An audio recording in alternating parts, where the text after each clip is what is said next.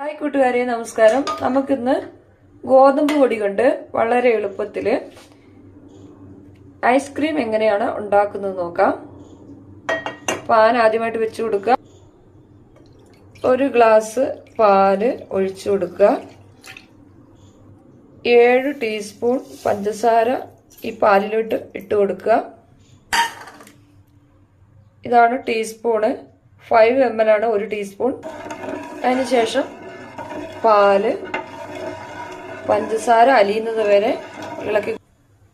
3 table spoon ഗോതമ്പ് പൊടി 1 glass പാലില് ഇട്ട് കൊടുത്ത് മിക്സ് ചെയ്യുക.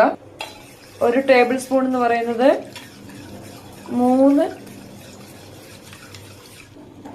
ടീസ്പൂണാണ്. 1 ടേബിൾ സ്പൂണ് 3 ടേബിൾ സ്പൂൺ ഗോതമ്പ് പൊടി പാലില് മിക്സ് ചെയ്യുക.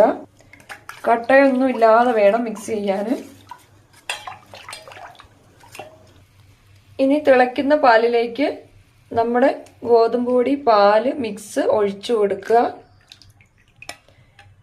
അതിനുശേഷം ഇതിനെ ഇളക്കി ചെറിയ തീയിൽ വെച്ച് കുറുക്കിയെടുക്കുക.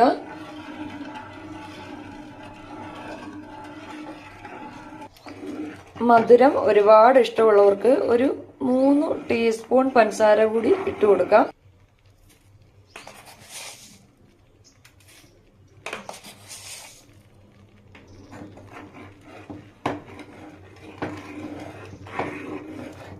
നല്ല പോലെ കുറുക്കിയെടുക്കുക.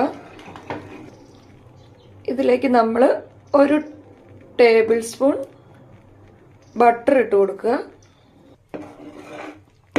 നല്ലപോലെ ഈ മിക്സ് കുറുകിയിട്ടുണ്ട്. നമ്മൾ ഇനി ഇത് തീ ഓഫ് ചെയ്ത് ചൂടാറാൻ വെക്കുക. നമ്മുടെ ഗോതമ്പ് മിൽക്ക് മിക്സ് നല്ലപോലെ തണുത്തു. ഇനി ഇത് മിക്സിയുടെ ജാറിലേക്ക് ഇട്ട് കൊടുക്കാം.